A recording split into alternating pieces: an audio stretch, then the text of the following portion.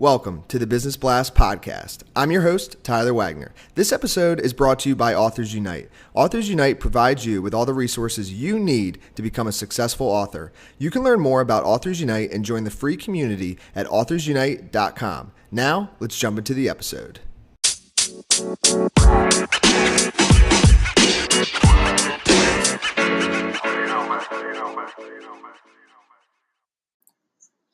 All right, everyone. Welcome back to another episode of the Business Blast podcast. I'm your host, Tyler Wagner. Today I have Ariel Margolis with us. He's an award-winning LMS administrator and instructional designer, former principal and middle school teacher, and is now the CEO of his brand new company, eLearning Solve. So welcome to the show, man.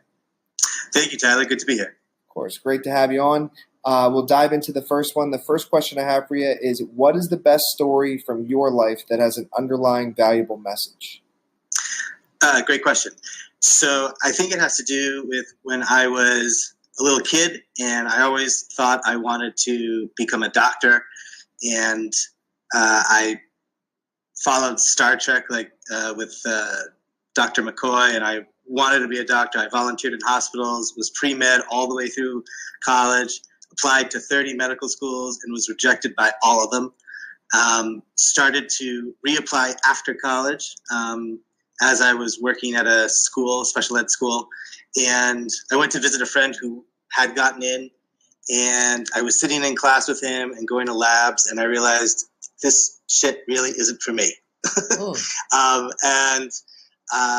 Right then and there on the plane ride back home, I realized that what I really wanted to do, that my true mission was to just help people.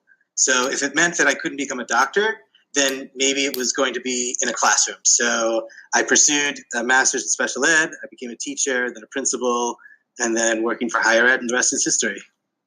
Dude, that is awesome. And now you're doing this new company.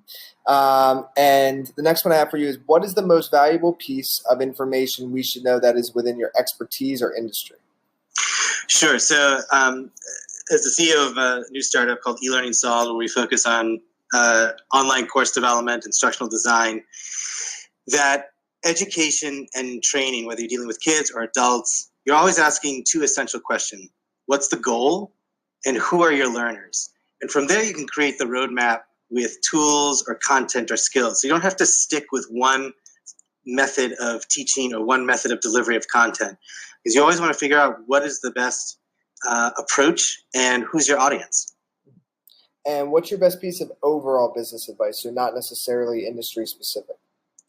I would say that it's all about the relationship. It's not about the product. It's not about the service. It's about building the relationship between you and the client. Whether your client is a student, whether your client is corporate, VP of HR, it's about being authentic, being transparent, and creating value. And that's all done by building relationships. And if you could give your younger self one piece of advice, what would that be? That would be, don't be so serious. And in your opinion, what is the key to happiness? So I'll quote my old physician who said that if you can say you love your work, then you've got it made. And your work may change over time. It certainly has for me. But if you can say you love it, then that's all that matters. And what is the best book that you've read, and what was the number one thing you learned from that? So the best book I ever read was called Peace Pilgrim, Her Life and Work in Her Own Words. And it was about this woman in her 50s and 60s who gave up all material belongings and just started walking. Similar to Forrest Gump when he was running across country. But she was doing it to stop the proliferation of nuclear weapons. And what I really learned best from her is that you don't really need all the material things. It's all about connecting with people, and that most people are good people. And I read the book once a year, and I always glean something new from it. And what is your favorite quote and why? So I have two, and they're related. It's the original was George Bernard Shaw, but it was quoted by Senator Robert Kennedy. Some men see things as they are and say why. I dream things that never were and say why not. And that's a very high level quotation, and the one that brings me down to earth, which is similar, is what a good friend of mine says to someone who questions him and says, "Who asks you?"